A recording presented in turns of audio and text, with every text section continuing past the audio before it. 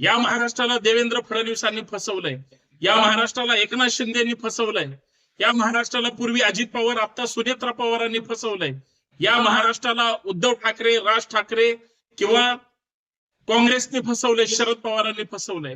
दुसऱ्यांच्या घरावर तुळशी पत्र ठेवून तुम्ही तुमची घरं भरणार असाल तर जरा जनाची नाही तर मनाची लाज बाळगा रे राज्यकर्त्यांनो. निर्दयी लोक जर सत्तेत आणि शेजारी बसले तर सर्वसामान्य माणसाचं आयुष्य उद्ध्वस्त होतो. इतका साधा सरळ प्रपंच सध्या महाराष्ट्रात सुरू आहे, हे मला तुम्हाला सांगा. आमची लोक निवडणुकीच्या काळात विकले जातात म्हणून तुमची हिंमत वाढते. आज तुम्ही तोंड लपवून बसता, ही तुमची हिंमत वाढते.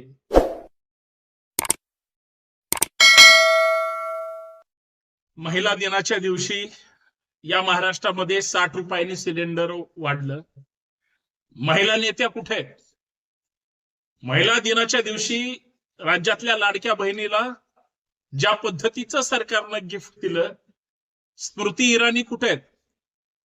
भाजपने त्यांना आता सध्या किंमत दिली नाही, साईडला फेकलं. आता जनतेच्या प्रश्नावर ते भांडायला उठणार नाहीत, काही चकार शब्द बोलणार नाहीत. अरे महाराष्ट्रातील आमदारांना ती बोलावं, खासदारांना तरी बोलावं. मी केंद्रात किंवा मोठ्या नेत्यांबद्दल चर्चा करतोय, महाराष्ट्रातल्या सुद्धा सत्ताधारी पक्षाच्या महिला नेत्या कुठे आहेत? काही लोक नेहमी चबर करत असतात, ती कुठे आहेत? महागाईनं सर्वसामान्याचं कंबरडं तोडलं, कोणीच बोलणार नाही. कोणत्या नेत्यामध्ये इतका नालायकपणा आला जो सगळी महागाई उघड्या डोळ्यांनी बघतोय, चकार शब्द काढत नाही? काय धंदा आहे हा? आज महागाईची जी परिस्थिती आहे या राज्यातली, महाराष्ट्रातली लोक बुक्क्या खाऊन तोंड दाबून मार सहन करतायत, असं माझं स्पष्ट मत आहे. या महाराष्ट्राला देवेंद्र फडणवीसांनी फसवलंय, या महाराष्ट्राला एकनाथ शिंदेनी फसवलंय, या महाराष्ट्राला पूर्वी अजित पवार आता सुनेत्रा पवारांनी फसवलंय, या महाराष्ट्राला उद्धव ठाकरे, राज ठाकरे किंवा काँग्रेसने फसवलंय, शरद पवारांनी फसवलंय. महागाईबद्दल कुणीच चकार शब्द काढत नाही. सगळ्या सत्ताधारी आणि राजकीय पक्षांनी फसवलंय, जे आज सभागृहात यांचे एक काहीतरी आमदार आहेत. यांची ती नैतिकता आहे जी या महाराष्ट्राच्या मातीशी जोडली गेली आहे. नैतिकताच विसरले. युद्ध चाललंय शेजारी आणि जाळून घेतोय आम्ही आमची, अशी परिस्थिती आज राज्याच्या राजकारणात झाली. कुणालाच काही वाटायला तयार नाही. दुसऱ्यांच्या घरावर तुळशी पत्र ठेवून तुम्ही तुमची घरं भरणार असाल तर जरा जनाची नाही तर मनाची लाज बाळगा रे राज्यकर्त्यांनो. 60 रुपयांनी नुसतं गॅस सिलेंडर वाढलंय म्हणून मी नाही ओरडत. पेट्रोल डिझेल सुद्धा त्याच पद्धतीनं दरवाढ होईल. सर्वसामान्य माणसाचं जगणं मुश्किल होईल.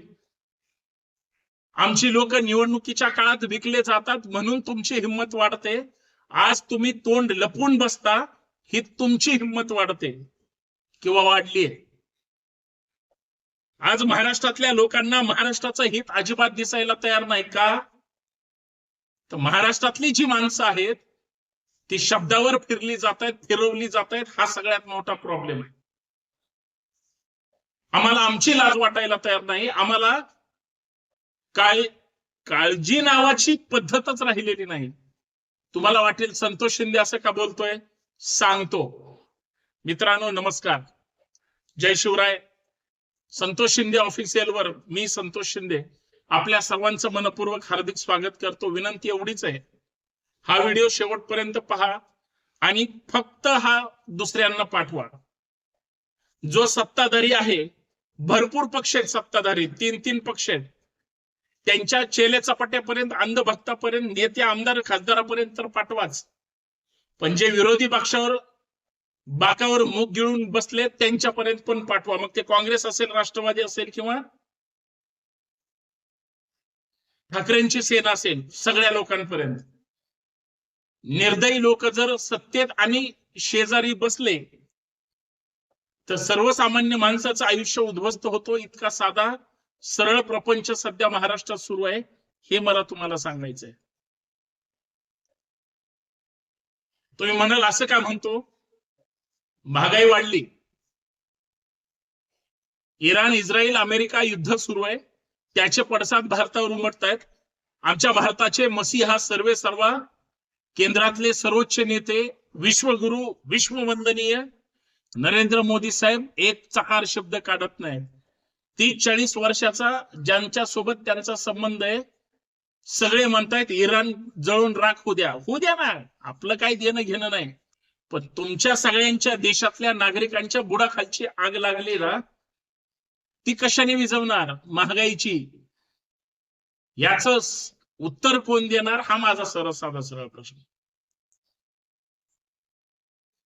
महागाईची आग ज्या पद्धतीनं लागली आणि ते जर सत्ताधाऱ्यांना दिसत नसेल, तुम्ही कमीत कमी प्रयत्न करा, थांबा जरा, नका आग लावून घेऊ, युद्ध पेटू, लोकांची घरं उद्ध्वस्त करू, पोरांना मारू, शाळेवर हल्ला करू नका. नेत्यांची जिरवायची असेल तर नेत्यांची जिरवा, सर्वसामान्य माणसाची कशाला जिरवता? हा तेच भारतात सुरू आहे, महाराष्ट्रात सुरू आहे, तुमच्या माझ्या गल्ली बोळापर्यंत सुरू आहे. इथं जर काँग्रेसची सत्ता असती किंवा सरकार असतं आणि विरोधात जर भाजप असती, राज्यात सोडा देशात सगळ्यात मोठी आंदोलन झाली असती, मी लिहून देतो. असली तुटून पडता. स्मृती इराणी कुठे आहे तो जरा शोधा. नरेंद्र मोदी साहेबांनी स्मृती इराणींना कुठंच ठेवलं नाही. त्या कलाकार होत्या, राजकारणात आल्या, त्यांना एकदा प्रवक्तेपद दिलं, खासदार केलं, मंत्री केलं, आता घरात बसवलं. आता ते महागाई वाढल्यानंतर का काय ओरडत आहेत? ज्यावेळेस स्मृती इराणी आंदोलन करत होत्या, 450 रुपयाला सिलेंडर होतं. 400चं 450 झाल्यावर त्यांनी देशभर आंदोलन केले होते भाजपवाल्यांनी. आणि आज त्यांना सांगा 1150 पर्यंत गेलं होतं. कस तरी लोकांनी भांडून सरकारचं भुसकट पाडलं, तेव्हा ते 850 पर्यंत आणलं होतं कसं तरी. परत आता 910, 20, 30 जसं वसुली करता येईल तसं केलंय. आणि उद्योगांचं काय? व्यावसायिक गॅस सिलेंडरच्या हॉटेल्स आणि इतर ठिकाणी जे वापरले जातात ते तर बिचारे उद्ध्वस्त करून टाकायचा सरकारचा प्लॅन आहे. काही दिवसांनी हॉटेल्स बंद झालेले दिसतील. इतकं दुप्पट तिप्पट सिलेंडर व्यावसायिक वाढणार आहे.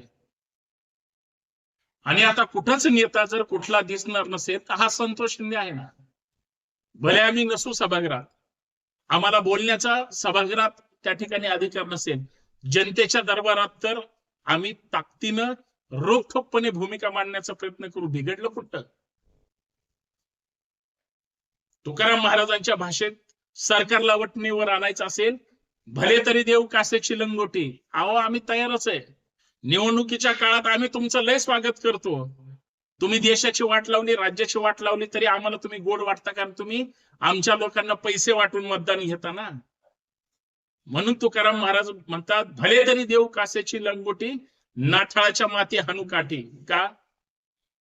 नाठाळ जर चुकले, वाट लावायला लागले, तर काठी हाणून त्यांना जाग केलं पाहिजे. इतकी परिस्थिती डेंजर झाली.